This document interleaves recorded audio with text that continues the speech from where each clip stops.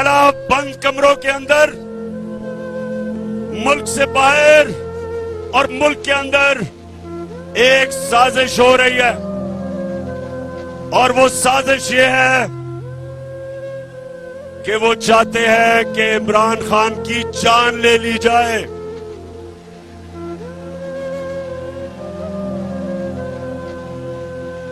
सुन ले जरा, ये साजिश का मुझे पहले पता था और मुझे चंद दिन पहले मुझे पूरा इल्म हो चुका है। तो पहले जरा गौर से सुने मैं क्या किया। मैंने नौजवानों, मैंने एक वीडियो रिकॉर्ड करवाई है। मैंने ये वीडियो रिकॉर्ड करवा के एक महफूज जगह पे रख दी है कि अगर मुझे कुछ होगा, ये वीडियो सारी कौम के सामने आएगी।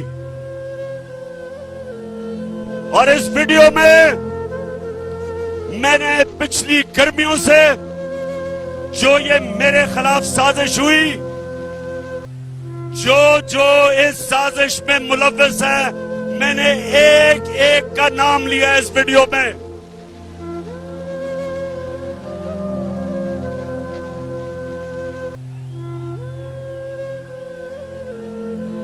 देखिए, फिर से सुन लें और चुप करके सुने।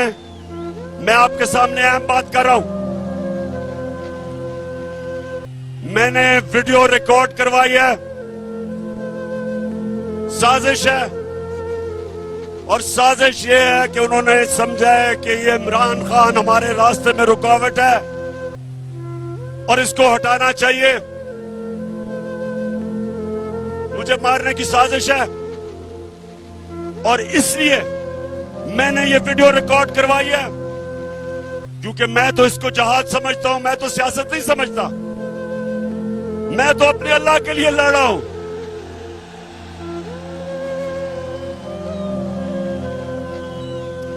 लेकिन मैं ये चाहता हूं कि अगर मुझे कुछ होगा तो मैं अपने सारे पाकिस्तानियों को चाहता हूं कि आपको पता चले कि कौन कौन इस साजिश में मुलव्वस था।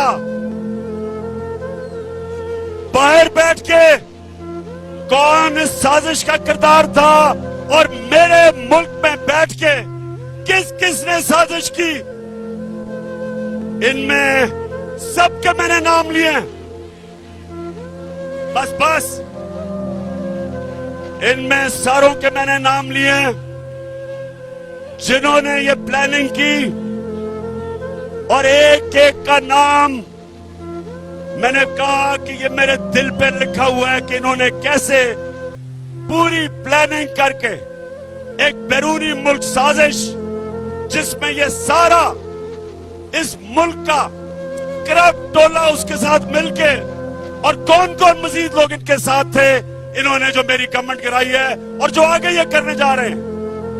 मैं ये इसलिए, मेरे पाकिस्तानियों, मैंने ये इसलिए वीडियो रिकॉर्ड करवाई है कि इस मुल्क की तारीख है कि कभी ताकतवर को कानून के नीचे नहीं लाया जाता, कभी ताकतवर का एहतसाब नहीं होता, हमेशा ताकतवर बच जाता है और किसी और के नाम पे जो भी कत्ल होते लगता है। मैं इसलिए ये वीडियो रिकॉर्ड करवा रहा हूं, करवा के रखी हुई है, महफूज रखी हुई है। मैंने सिर्फ इसलिए रखी है कि मैं ये चाहता हूं कि इस बारी इस मुल्क का इंसाफ का निजाम, इस मुल्क की तारीख है, कभी इन्होंने नहीं किसी को पकड़ा जो ताकतवर मुजरिम हो, सिर्फ कमजोरों को पकड़ा जाता है। इसलिए ये लियाकत अली खान के जमाने से लेके अब तक कोई ताकतवर मुजरिम नहीं पकड़ा गया। इसलिए मैं चाहता हूं कि मेरी कौम के सामने सब की शक्लें आए कि कौन कौन इस मुल्क से गद्दारी कर रहा था, किस किस ने गद्दारी की। और मैं दूसरी बात करता हूं, और मैं फिर अपने इंसाफ के निजाम को आपके सामने रखता हूं कि मैंने 3.5 साल में पूरी कोशिश की कि जो 30 साल से मुल्क को लूट रहे थे इनको सजाएं हो, इनके खिलाफ एक्शन लिया जाए। लेकिन जो जो इस मुल्क के ताकतवर ओहदों पे बैठे थे जिन्होंने इंसाफ करना था, वो करप्शन को बुरा नहीं समझते थे। वो ताकतवर की करप्शन को वो बुरा नहीं समझते। वो एक्सेप्ट कर बैठे हैं कि इस मुल्क में ताकतवर लोग चोरी करेंगे और कोई पकड़ेगा नहीं। सियालकोट के लोगों, मेरे नबी सल्लल्लाहु अलैहि वसल्लम ने आज से 1500 साल पहले तकरीबन तब ये कहा था कि वो कौमें तबाह हो जाती हैं जिधर छोटा चोर जेल में जाता है और बड़े डाकू को आप नहीं पकड़ते। ये है हमारा तबाही का रास्ता। मैंने जो आपको इस्लामाबाद में बुलाया एक वजह से कि अगर आप नहीं निकलेंगे, अगर ये डाकुओं के खिलाफ जिन्होंने साजिश के तहत आज मुल्क के ऊपर बैठे हुए, अगर आप इनके खिलाफ आप नहीं निकलेंगे मेरे पाकिस्तानियों, ये मुल्क तबाह हो जाएगा। क्योंकि मेरे नबी ने कह दिया था कि जब आप ताकतवर मुजरिमों को, डाकुओं को नहीं पकड़ते और सिर्फ छोटे चोरों को पकड़ते हैं, वो मुल्क बचता नहीं है। हजरत अली रज़ियल्लाहु ताला ने इनके ऐसे ममालिक के जो ताकतवर डाकुओं को नहीं पकड़ सकते उनके मुतालिक कहा कि कुफर का निजाम चल जाएगा, लेकिन जुल्म और नाइंसाफी का निजाम नहीं चल सकता। हमारे सामने तबाही है। अगर हम सब एक कौम बन के नहीं निकले और अगर हमने इनके खिलाफ जहाद ना की, मेरे पाकिस्तानियों, आपके और आपके बच्चों का कोई मुस्तकबिल नहीं है। जो दुनिया में अमीर तरीन मुल्क है, उधर सबसे बड़ी चीज क्या है कि ताकतवर कानून के नीचे, जिसको रूल ऑफ लॉ कहते हैं, कानून की हुक्मरानी जिसको कहते हैं, जो नबी सल्लल्लाहु अलैहि वसल्लम ने मदीना की रियासत में सबसे पहले उन्होंने कहा कि मेरी बेटी भी जुर्म करेगी तो उसको सजा मिलेगी। जब तक एक माशरा खुशहाल नहीं हो सकता, जब तक आप ताकतवर डाकू को नहीं पकड़ते। ये है हमारी जहाद। और सियालकोट के लोगों, आपने, जब मैं 20 के बाद कॉल दूंगा, आपने सब इस्लामाबाद पहुंचना है। आपने ना फिक्र करनी है कि गर्मी है। जब पाकिस्तान आजाद हुआ था तो यहां सियालकोट अपने जरा बड़ों से पूछो कि क्या मुहाजिर जो बाहर से हिंदुस्तान से आए थे उनकी कभी कहानियां सुनी है? बड़ों से सुने। मैं जब लाहौर में बड़ा हो रहा था, जो भी वहां से आए थे, पंजाब से, ईस्ट पंजाब से, जो कत्लेआम हुई थी मुसलमानों की, औरतों की, बच्चों की, लाखों लोग कुर्बान हुए थे इस मुल्क बनाने के लिए। और आज मैं अपनी कौम से वही कुर्बानी मांग रहा हूं, अपने आप को हकीकी आजादी देने के लिए इन चोरों से, इन अमेरिकियों के गुलामों से। आपने ना गर्मी देखनी है, ना आपने देखना है कि रास्ते में रुकावटें हैं, ना कंटेनर देखना है। नौजवानों, आपका जुनून इन सारे कंटेनर्स और जो भी रुकावटें, इसको बहा के ले जाएगा। मैं अपने नौजवानों से खास तौर पे आज कह रहा हूं कि तैयारी करें। इन्होंने 2 दिन पहले ट्रांसपोर्ट बंद कर देनी है, इन्होंने पेट्रोल बंद कर देना है, इन्होंने इंटरनेट बंद कर देनी है। उससे पहले तैयारी करें। और ये देखेंगे इंशाअल्लाह। तैयार हो जाओ, चेरी ब्लॉसम तैयार हो जाओ, ख्वाजा वेंटिलेटर तैयार हो जाओ, 18 कत्ल करने वाले वजीर तैयार हो जाओ, सब तैयार हो जाओ। अवाम का समुंदर आने वाला है इस्लामाबाद। तो सियालकोट, सुनो मेरी बात, ये जो मुल्क से हुआ है, अब जरा गौर से सुनो। और मैं आज अपनी अदलिया से बड़ी आजिज़ी से आपसे एक सवाल पूछ रहा हूं। अपने सियालकोट और पाकिस्तानी कौम के सामने मैं अपनी अदलिया से फिर कहता हूं, बड़ी आजिज़ी से सवाल पूछता हूं। बड़ा अच्छा किया आपने सुओ मोटो एक्शन ले लिया इतवार को। आपको कोई बहुत ही खतरा होगा इमरान खान से कि 12 बजे अदालतें भी खोल दी, चले ठीक है।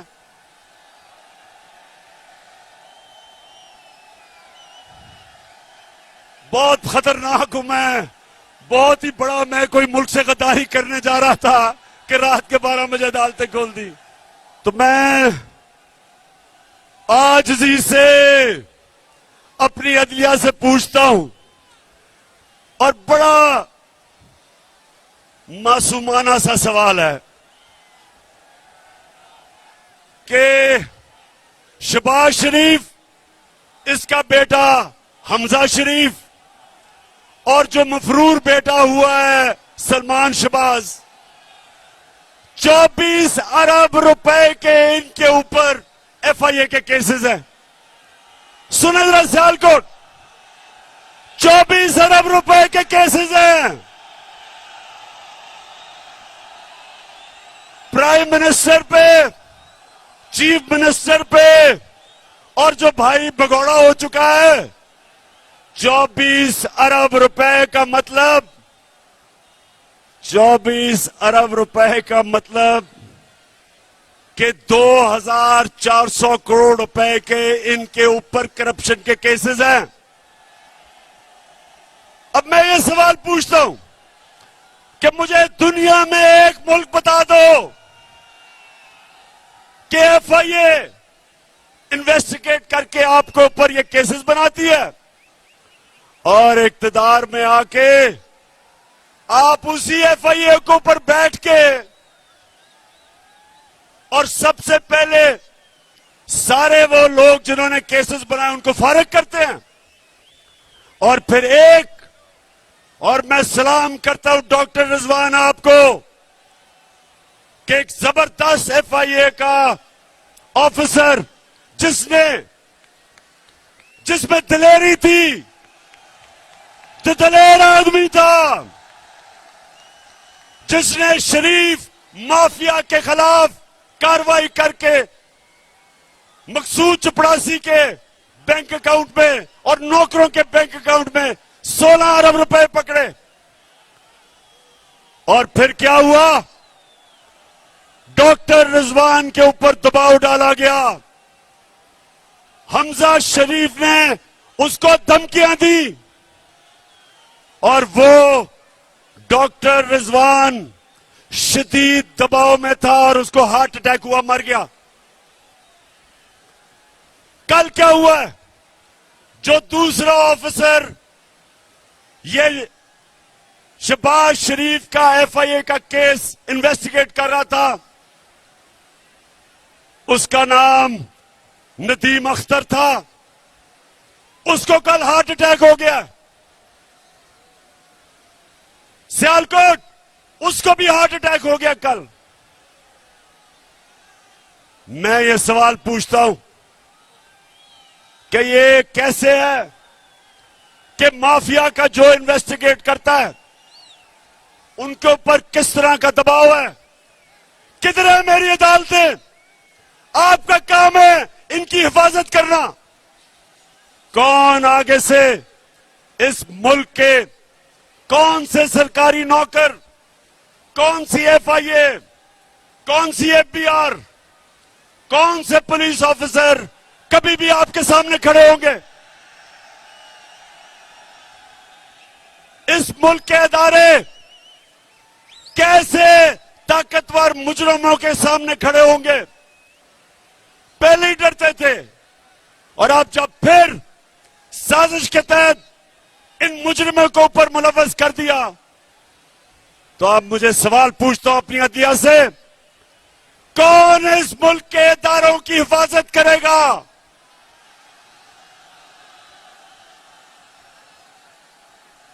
मैं बड़ी आजी से अपनी अदालतों से पूछता हूं कि ये आपके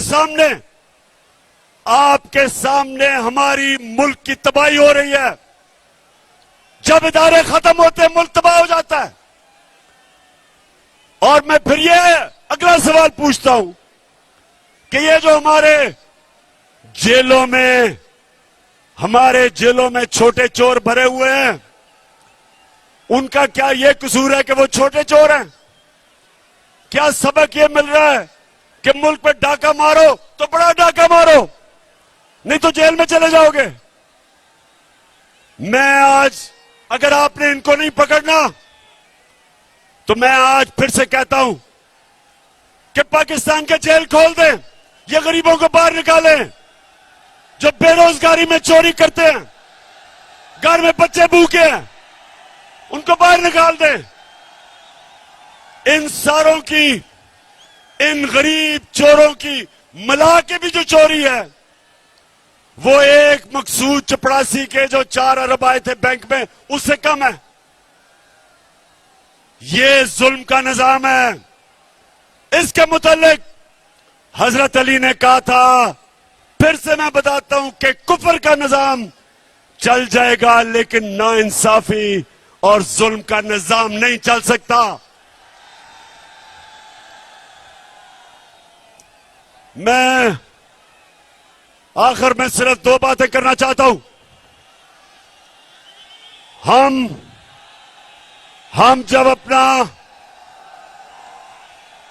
हमने जब पाकिस्तान में, सुनो नौजवानों, आखिरी 2 बातें, जो हमें मुल्क मिला था 2018 में, और जो हमें जब साजिश करके निकाला गया, तो याद रखें, एक वो मुल्क जिसका दिवालिया हुआ था, उस मुल्क के अंदर उसको पाकिस्तान का झंडा पकड़ा दो, पाकिस्तान का।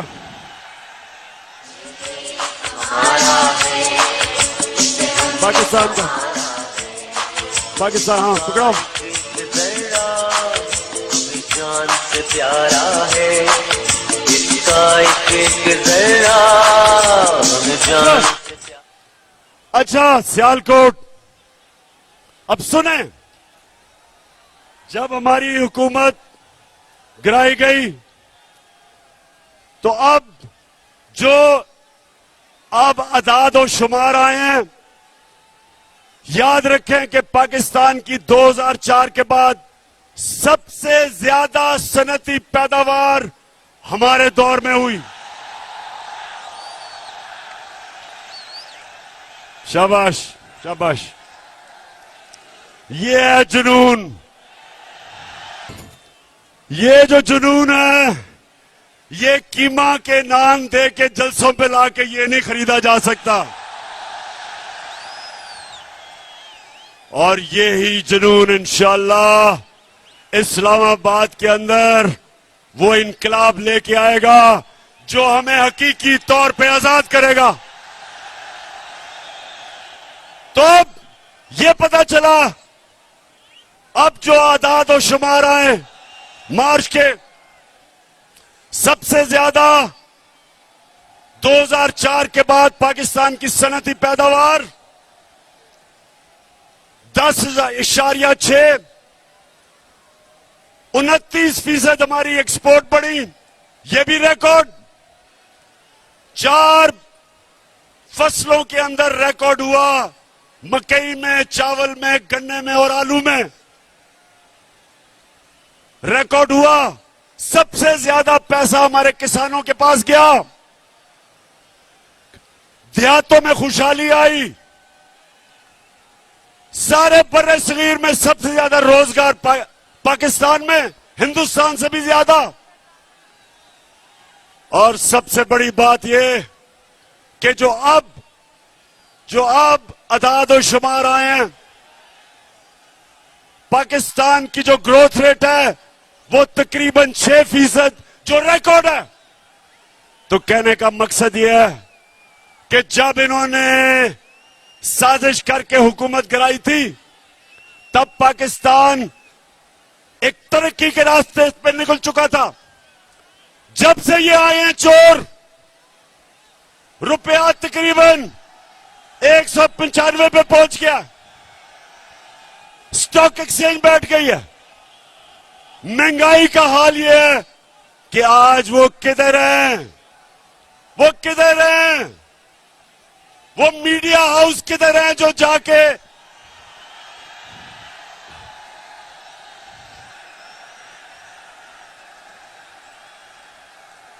अब्बास, जो भी हो गिरना पड़ना खुदा का वास्ता है। बस बस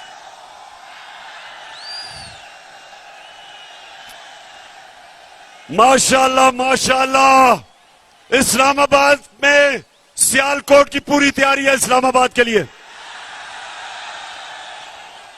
अच्छा, तो अब ये मुल्क का दिवालिया निकाल रहे हैं, रुपया गिर रहा है, फॉरेन एक्सचेंज नीचे जा रहे हैं।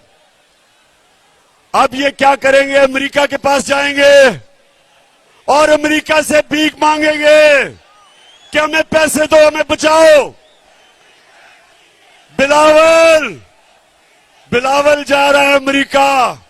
बिलावल, ये याद रखना, उनकी एजेंसीज को पता है कि तुम्हारे बैंक अकाउंट में किधर किधर पैसे हैं, क्योंकि वो सूसकिंड की किताब में वो लिखता है, वे ऑफ द वर्ल्ड की किताब में लिखता है कि उन्होंने अमेरिका की एजेंसीज ने टेप किया कि बिलावल की वालदा उसको बता रही थी कि बिलावल के किधर किधर बैंकों में इनकी चोरी का पैसा पड़ा हुआ है।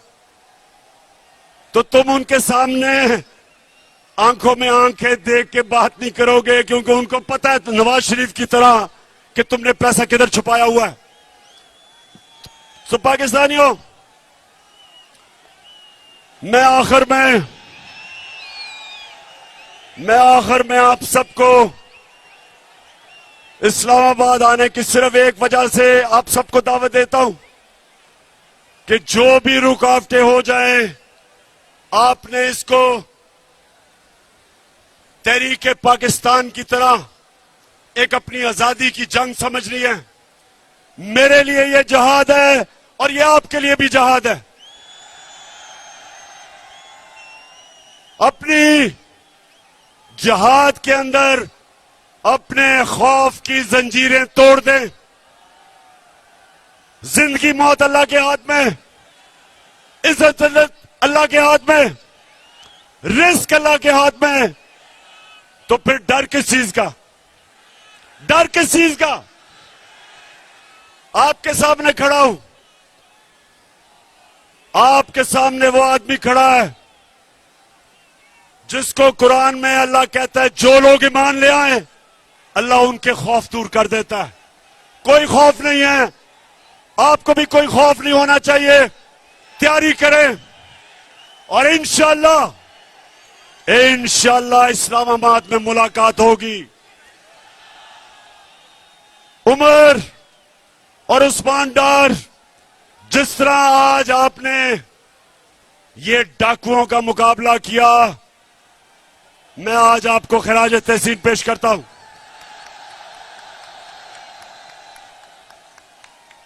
तुम्हारी माशाअल्लाह अच्छी ट्रेनिंग की हुई है। धरने में मैंने आपकी ट्रेनिंग करवाई है। हम ट्रेंड हैं, हम तैयार हैं और इंशाअल्लाह उस्मान डार, आप जब नौजवानों को लेके इस्लामाबाद निकलेंगे तो याद रखें कि किसी किस्म की रुकावट से नहीं घबराना, क्योंकि आपका कप्तान किसी चीज से नहीं घबराता।